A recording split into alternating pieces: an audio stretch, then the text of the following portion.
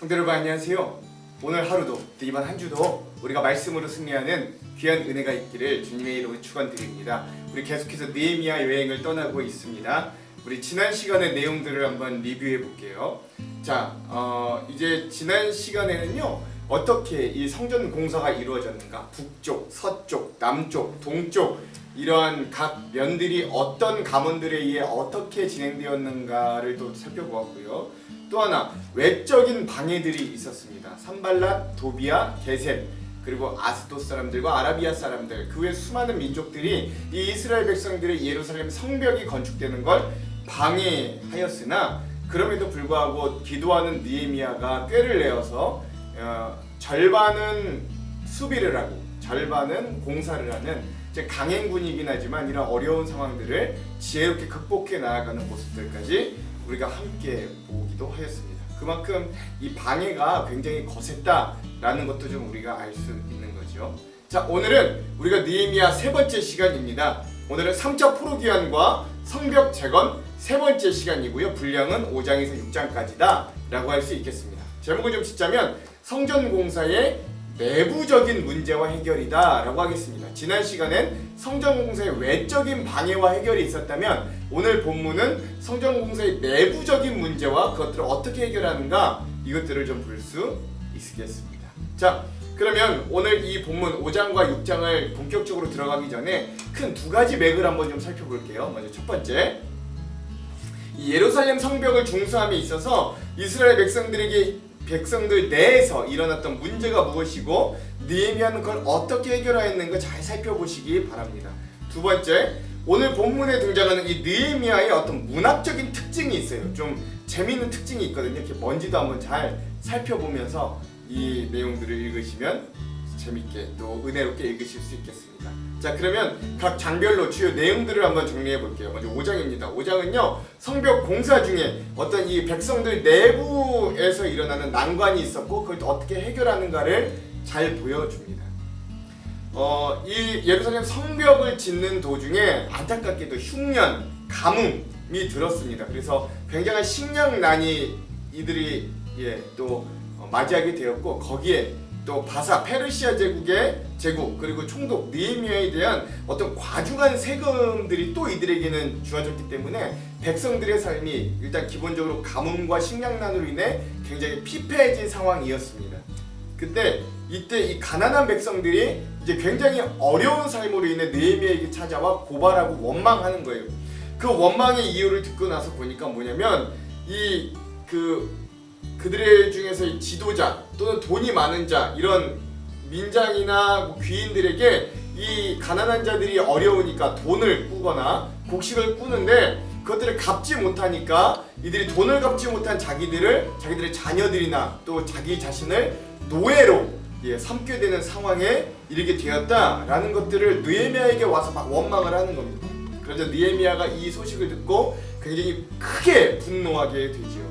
그리고 공적인 자리에 그 이스라엘 백성들 중에 귀인과 민장들을 다 불러놓고 이들을 꾸짖습니다. 모든 사람들이 보는 앞에서 뭐라고 꾸짖냐? 우리가 다른 나라의 포로, 즉 노예가 되었다가 이제 우리 고국으로 돌아와 자유를 얻었는데 이 같은 민족인 우리가 같은 동족인 사람들을 노예로 만드는 게 이게 말이 되느냐? 라면서 굉장히 극대노하는 모습들을 볼 수 있습니다. 너희는 이방인이 아니니 우리가 하나님을 경외하며 살아야 될 것이 아니냐 라면서 굉장히 꾸짖는 모습을 보여주는 거죠. 그리고 이에 이제 먼저 느헤미야 본인 스스로가 나도 이 백성들에게 뭐 돈과 또 뭐 이런 것들을 다 꾸어주었지만 이자 그리고 나의 세금 수입을 다 포기하고 받지 않겠다라고 선언하는 거예요. 그리고 나서 거기에 불러 모은 민장과 귀인들에게도 너희들이 그 백성들에게 너희들의 소유의 100분의 1을 다 되돌려주라 라고 그들에게 요구하는 것이죠.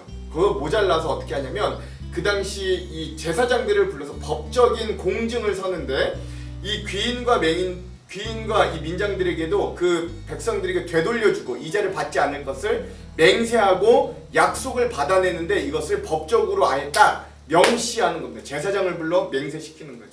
또 하나, 너희가 만약에 이걸 지키지 않을 경우 어떻게 하느냐? 그러면서 느헤미야가 자기 옷자락을 떨친다라고 했거든요. 이게 뭐냐면 저주의 강도가 아주 강한 의미예요.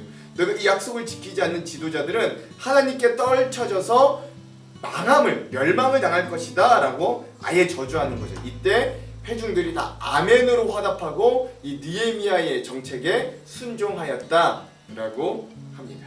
또 하나, 이 느헤미야의 이제 고백이 등장하는데요. 느헤미야 본인 스스로도 이 아닥사스다 왕 20년에서부터 32년까지 즉 12년간 본인이 원래 받아야 되는 총독의 봉급을 스스로 받지 않았다라고 고백합니다. 또 불의하게 땅을 부동산을 취득하지 않았고 나와 내 가족 모두 성벽 공사에 직접 참여하였다라고 이야기하는 거예요. 또 자신과 함께하는 신하들의 봉급, 진행비도 모두 다 스스로 부담하였다. 그러니 하나님 나에게 은혜를 베풀어 주시옵소서라고 기도하면서 이 5장의 내용이 끝나게 됨을 우리가 알 수 있습니다. 그러니까 여러분, 이 내부에서 일어난 이 가난한 자들과 어려운 자들에 대한 문제를 느헤미야 가장 총독이고 가장 앞선 자가 먼저 희생하고 먼저 본을 보임으로 이 문제들을 해결해 나아가는 모습을 5장에서 볼 수 있겠습니다. 자, 6장은요. 또 하나, 이 내부의 문제가 어느 정도 해결되니까 또다시 외부의 문제가 막 일어나기 시작한 거예요. 계속된 방해자들의 음모와 그럼에도 불구하고 성벽 재건이 완공되는 모습을 볼 수 있습니다. 자, 이 6장에서는요, 이제 성벽이 거의 다 중수되고 이제 문만 달면 되는 상황이었습니다. 각 문들이 뭐 양문, 마문, 변문 뭐 이렇게 문들이 있잖아요. 그 문의 터에 문만 달면 되는 상황이었어요. 자, 근데 이 산발락과 도비아와 게셈 이 대표적인 방해꾼들이요, 이 느헤미야에게 이제 회담을 제의하는 겁니다. 그러니까 좀 만나서 이야기하자라고 회담을 제의하는데 사실 이게 회담 제의가 아니라 이 먼 곳으로 느헤미야를 불러내서 죽일 계획, 즉 살해 계획을 했던 것이죠. 그래서 느헤미야도 그것을 간파하고 있었기 때문에 본인의 신하를 보내서 4번이나 거절합니다. 이제 마지막 5번째 이 산발랏이요 느헤미야에게 편지를 보내는 거예요. 뭐라고 편지에 써있냐면, 너 느헤미야 네가 스스로가 이스라엘 백성들의 왕이 되어서 반란하려고 한다. 그러니 이 오노평지라는 곳에 와서 나와 같이 회담하자. 여기도 역시 예루살렘과 지도 보시면 알겠지만 예루살렘과 좀 떨어져 있는 곳이었거든요. 역시 이곳에서 너를 죽이겠다라고 하는 음모가 들어있는 거죠. 그러나 느헤미야가 역시 그것을 거절합니다. 그리고 하나님께 기도하는데 뭐라고 하냐면, 방해꾼들이 우리를 두렵게 하나 느헤미야가 그것에 대해 거절하고 하나님께 기도하면서 내 손을 힘있게 하옵소서라고 하면서 하나님을 의지하는 모습을 보게 되는 거예요. 느헤미야도 두려웠으나 하나님을 의지하며 담대하게 거절하는 모습을 볼 수 있는 거죠. 또 하나, 이 방해꾼들이요 얼마나 집요하게 이 이스라엘 백성들을 방해하였든지 이들이 이스라엘 백성들 내에 또는 민장이나 또는 귀인들 이런 사람들을 자기의 편으로 많이 포섭하였습니다. 그 중에 또 포섭했던 사람 중에 한 사람이 바로 거짓 선지자 스마야라는 사람이었어요. 근데 어느 날 느헤미야가 살펴보니까 이 스마야, 거짓 선지자 스마야, 그러니까 그 당시는 그래도 어느 정도 이렇게 효염한 능력이 있는 선지자로 좀 이름이 났던 것 같아요. 스마야. 근데 알고 보면 거짓 선지자죠. 이 스마야가 두문분출하는 겁니다. 그래서 이 스마야가 보이지 않자, 이 스마야가 보이지 않는 것이 불안한 느헤미야가 이 스마야를 찾아가게 되는 거예요. 그러자 이 스마야가요 미리 이 산발락과 도비아와 게셈이랑 짜고선 어떤 계략을 펼치냐면, 느헤미야여 당신이 굉장히 위험한 상황이 있으니 성전 외소에 가서 숨으십시오. 그게 가장 안전합니다 라고 이 방해꾼들과 짠 계략을 느헤미야에게 알려주는 거예요. 마치 이게 하나님의 예언인 것처럼 거짓 예언을 하는 겁니다. 그러나 느헤미야 역시 하나님께서 지혜를 주셔서 그 스마야 거짓 선지자의 계략에 넘어가지 않고 대적의 계략들을 꿰뚫어 보게 되지요. 그리고 나서 이 느헤미야가 다시 기도함으로 이 사건들을 마무리하는데, 하나님 저 대적들의 소위를 기억하고 갚아 주십시오 라고 기도하게 되는 겁니다. 자, 드디어 이런 우여곡절 끝에 성전 공사가 52일 만에 완성되게 됩니다. 굉장히 생각보다 빠른 시일 내에 이 성벽의 공사가 완성되었습니다. 성전은요 4년 만에 완성되었는데 성벽은 52일 만에 재건이 완성되었어요. 자, 이 대적들이요 결국 이 성벽이 완공됐다는 소식을 듣고 굉장히 낙담합니다. 그리고 오히려 이스라엘 백성들과 느헤미야는 이 모든 것들이 하나님의 이루심이다 라고 고백하게 되는 거죠. 그런데 아직도 이들이 그럼에도 불구하고 이 방해꾼들 중에 도비아라는 이 방해꾼은요 포기하지 못하고 이 유다의 지도자들과 혼인을 맺고 그들을 계속해서 책동하기에 이릅니다. 특별히 이 도비아와 관계를 맺었던 이 유다의 지도자들이 느헤미야에게 도비아를 좋게 포장하고 도비아도 느헤미야에게 항상 편지를 보내서 굉장히 은근히 견제하고 두렵게 만드는 모습으로 여전히 이 방해꾼들의 이 방해가 끝나지 않았음을, 성벽 공사는 완성되었어도 끝나지 않았음을 보여주면서 이 6장이 마무리되게 됩니다. 그러니까 여러분 중요한 건 무엇이냐? 이 성벽을 재건하는 데 있어서 내적으로 외적으로 숱한 방해가 있었지만 느헤미야가 기도함으로 하나님의 지혜를 얻고 담대함으로 이 모든 일들을 완성해 나아갔다라는 것들을 잘 볼 수 있는 겁니다.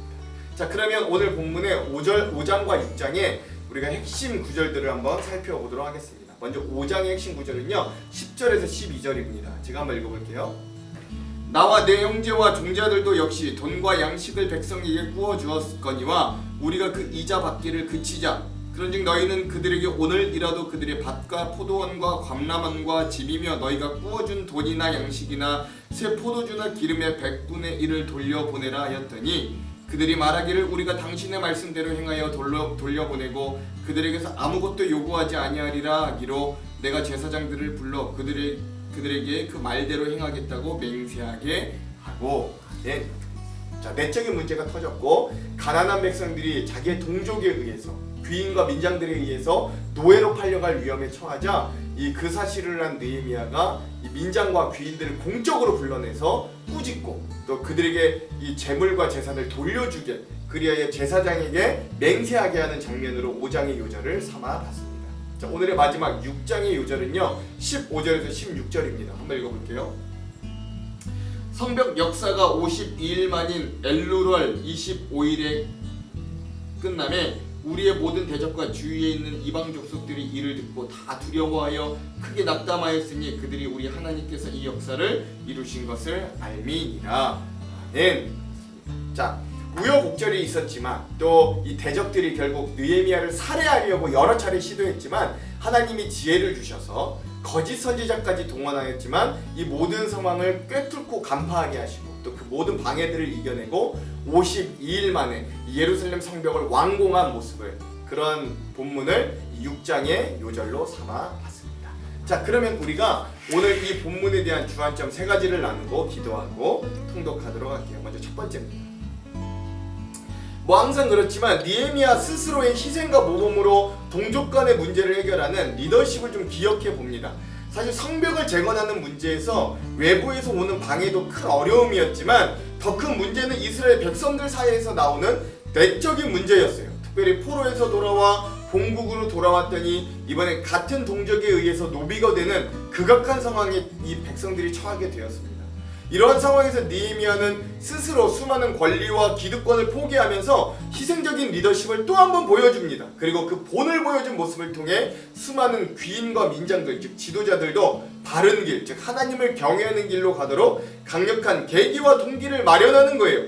그래야 이스라엘 백성들이 성벽을 중수하는 기간 동안 발생했던 이 심각한 내적인 문제가 가장 좋은 방법으로, 가장 좋은 모습으로 해결되게 되면 우리가 보게 됩니다. 오늘 우리에게도 이러한 정치적인 또 종교적인 지도자가 절실히 필요합니다. 그래서 우리에게도 이러한 지도자들을 허락해 주시기를 우리가 잊지 말고 간절히 기도해야 함을 여러분 또한 기억하시기 바랍니다. 느헤미야와 같은 지도자를 우리에게 허락해 주시기를 특별히 기도해 주십시오. 특별히 여러분 요즘 야당이든 여당이든 대통령 이제 또 후보를 내기 위해 엄청난 사건들과 이야기들이 있는데 그 중에서도 하나님의 뜻에 올바른 자가 하나님 세워지도록 여러분 꼭 기도해 주시기 바랍니다. 또 저를 위해서도 기도해 주시고요. 두 번째, 모든 사건의 마지막을 기도로 끝내는 이 느헤미야의 고백을 한번 잘 살펴봅시다. 이게 느헤미야에 나오는 문학적인 특징이에요. 성벽 재건의 외적인 방해, 내적인 문제들이 산적했지만 느헤미야는 그때마다 하나님께 직접 도움을 간구하며 그 어려운 시간들을 극복해 나아갑니다. 특별히 느헤미야의 기도가 계속적으로 등장하는 이유는 이 모든 일들이 하나님의 경영하심 또 은혜 가운데 진행되었다는 것을 잊지 않게 하려는 어떤 느헤미야만의 문학적인 특징이라고 할 수 있습니다. 성전이 재건되었고 또 예루살렘 성벽이 재건되었다는 것은 이스라엘의 역사가 재건되는 것이다 라고 할 수 있습니다. 그리고 이러한 막중한 임무를 대표로 맡은 느헤미야는 그 일들을 위해 항상 기도했음을 이런 것들을 통해 알 수 있는 거죠. 여러분, 일례로 미국의 링컨 대통령도 남북 전쟁 시에 항상 전쟁 중에도 기도하는 것을 멈추지 않았고 결국 하나님의 도우심으로 이 링컨 대통령은 미국에서 흑인 노예제를 폐지시킨 가장 존경받고 사랑받는 대통령이 되었습니다. 즉 우리 인생이 어렵든 어렵지 않든 간에 우리의 인생을 경영하시는 분은 하나님이심을 기억하며 항상 우리의 삶을 기도로 채우는 인생은 그 마지막에 좋은 열매를 맺게 됨을 이 느헤미야를 통해 꼭 기억하고 우리도 그런 기도의 사람들이 되기를 주님의 이름으로 축원드리겠습니다. 마지막 세 번째, 느헤미야와는 대조적으로 동족들의 수탈에 앞장서고 또는 대적들과 내통하여서 스스로 내부를 흔드는 수많은 유다 지도자들의 모습도 우리는 반면교사로 잘 살펴보아야 합니다. 이들은 유대인들의 지도자였음에도 불구하고 책임감이나 순수한 신앙 또는 흔들리지 않는 애국심을 보유하기보다 개인의 이득에 눈이 밝은 자들이었다라는 걸 발견하게 돼요. 결국 이들로 인해 유다 공동체가 심하게 흔들렸고 어려움에 처하게 되었던 가장 큰 원인 제공자들이 바로 그들이었다라는 것들을 기억할 수 있어야 됩니다. 오늘 우리의 신앙생활 중에 우리가 우리 개인의 이득을 최우선으로 둔다면 이런 비극이 계속적으로 우리 안에 일어날 수밖에 없는 거예요. 마치 롯이 세상을 선택하고 싶은 충동에 소돔과 고모라로 내려갔다가 결국 비극적인 결과를 맞이하였고, 또 데마가 이 세상을 사랑하여 전도 여행 중에도 바울을 떠나버린 것처럼 오늘 세상적인 이득에 우리의 귀한 신앙을 양보하는 어리석음을 범하지 않도록 오늘 이 말씀에 등장하는 어리석었던 귀인과 민장들을 보며 우리가 반면교사 삼기도 주님의 이름으로 축원드리겠습니다. 그럼 기도할게요. 하나님, 오늘 내적으로 외적으로 참으로 어려운 상황 가운데 처해 있던 느헤미야와 이스라엘 백성들, 특별히 이 모든 일들이 앞장서야 있던 느헤미야가 스스로 헌신하고 희생하며 또 이 모든 상황 가운데 하나님을 의지하며 기도함으로 이 모든 어려움들을 극복해내고 성벽을 완성해내는 귀한 모습들을 우리가 발견하게 됩니다. 하나님, 오늘 우리에게도 끝까지 주님을 의지하는 마음을 주시고 하나님이 오늘 우리에게 승리를 주심을 끝까지 믿게 하여 주셔서 담대함으로 어렵고 힘든 삶 가운데서도 하나님을 끝내 의지하고 믿으며 이 모든 일들에 승리하는 귀한 자들이 될 수 있도록 인도하여 주시옵소서. 하나님, 오늘도 우리의 삶을 그렇게 만드시며 이번 한 주도 오늘 하루도 코로나와 여러 어려움 가운데서도 지키시고 인도하실 것을 믿고 의지하며 예수님 이름으로 기도합니다. 아멘. 그럼 사랑하는 성도 여러분, 오늘 하루도 말씀으로 승리하십시오. 사랑하고 축복합니다. 화이팅! 제5장. 그때 백성들이 그들의 아내와 함께 크게 부르짖어 그들의 형제인 유다 사람들을 원망하는데 어떤 사람은 말하기를 우리와 우리 자녀가 많으니 양식을 얻어먹고 살아야 하겠다 하고 어떤 사람은 말하기를 우리가 밭과 포도원과 집이라도 저당 잡히고 이 흉년에 곡식을 얻자 하고 어떤 사람은 말하기를 우리는 밭과 포도원으로 돈을 빚내서 왕에게 세금을 바쳤도다. 우리 육체도 우리 형제의 육체와 같고 우리 자녀도 그들의 자녀와 같거늘 이제 우리 자녀를 종으로 파는도다. 우리 딸 중에 벌써 종된 자가 있고 우리의 밭과 포도원이 이미 남의 것이 되었으나 우리에게는 아무런 힘이 없도다 하더라. 내가 백성의 부르짖음과 이런 말을 듣고 크게 노하였으나 깊이 생각하고 귀족들과 민장들을 꾸짖어 그들에게 이르기를 너희가 각기 형제에게 높은 이자를 취하는도다 하고 대회를 열고 그들을 쳐서 그들에게 이르기를 우리는 이방인의 손에 팔린 우리 형제 유다 사람들을 우리의 힘을 다하여 도로 찾았거늘 너희는 너희 형제를 팔고자 하느냐 더구나 우리의 손에 팔리게 하겠느냐 그들이 잠잠하여 말이 없기로 내가 또 이르기를 너희의 소행이 좋지 못하도다. 우리의 대적 이방 사람의 비방을 생각하고 우리 하나님을 경외하는 가운데 행할 것이 아니냐. 나와 내 형제와 종자들도 역시 돈과 양식을 백성에게 꾸어 주었거니와 우리가 그 이자 받기를 그치자. 그런즉 너희는 그들에게 오늘이라도 그들의 밭과 포도원과 감람원과 집이며 너희가 구워준 돈이나 양식이나 새 포도주나 기름의 100분의 1을 돌려보내라 하였더니 그들이 말하기를 우리가 당신의 말씀대로 행하여 돌려보내고 그들에게서 아무것도 요구하지 아니하리이다.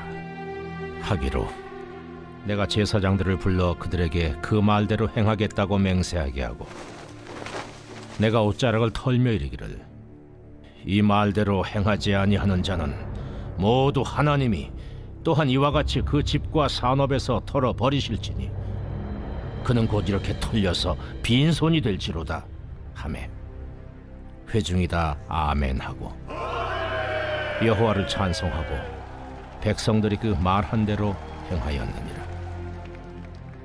또한 유다 땅 총독으로 세움을 받은데 곧 아닥사스다 왕 제20년부터 제32년까지 12년 동안은 나와 내 형제들이 총독의 녹을 먹지 아니하였느니라.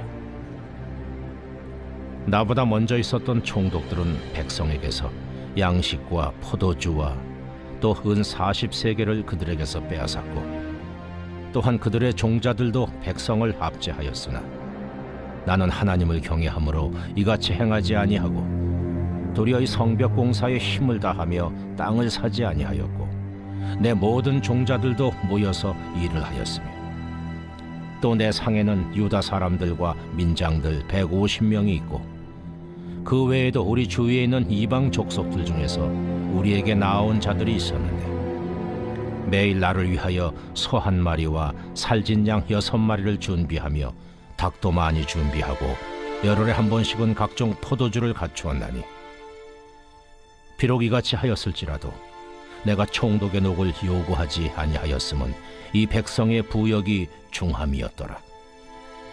내 하나님이여, 내가 이 백성을 위하여 행한 모든 일을 기억하사 내게 은혜를 베푸시옵소서. 제6장 산발락과 도비아와 아라비아 사람 게셈과 그 나머지 우리의 원수들이 내가 성벽을 건축하여 허물어진 틈을 남기지 아니하였다 함을 들었는데 그때는 내가 아직 성문에 문짝을 달지 못한 때였더라. 산발락과 게셈이 내게 사람을 보내어 이르기를 오라, 우리가 오노 평지 한 촌에서 서로 만나자 하니 실상은 나를 해하고자 함이었더라. 내가 곧 그들에게 사자들을 보내어 이르기를 내가 이제 큰 역사를 하니 내려가지 못하겠노라. 어찌하여 역사를 중지하게 하고 너희에게로 내려가겠느냐 하매 그들이 4번이나 이같이 내게 사람을 보내되 나는 똑같이 대답하였더니 산발랏이 5번째는 그 종자의 손에 봉하지 않은 편지를 들려 내게 보냈는데 그 글에 이르기를 이방 중에도 소문이 있고 가스무도 말하기를 너와 유다 사람들이 모반하려 하여 성벽을 건축한다 하나니 네가 그 말과 같이 왕이 되려 하는도다. 또 네가 선지자를 세워 예루살렘에서 너를 들어 선전하기를 유다의 왕이 있다 하게 하였으니 지금 이 말이 왕에게 들릴지라. 그런즉 너는 이제 오라, 함께 의논하자 하였기로 내가 사람을 보내어 그에게 이르기를 내가 말한 바 이런 일은 없는 일이요 내 마음에서 지어낸 것이라 하였나니 이는 그들이 다 우리를 두렵게 하고자 하여 말하기를 그들의 손이 피곤하여 역사를 중지하고 이루지 못하리라 함이라. 이제 내 손을 힘있게 하옵소서 하였노라. 이후에 무헤다벨의 손자 들라야의 아들 스마야가 두문불출하기로 내가 그 집에 가니 그가 이르기를 그들이 너를 죽이러 올 터이니 우리가 하나님의 전으로 가서 외수 안에 머물고 그 문을 닫자. 저들이 반드시 밤에 와서 너를 죽이리라.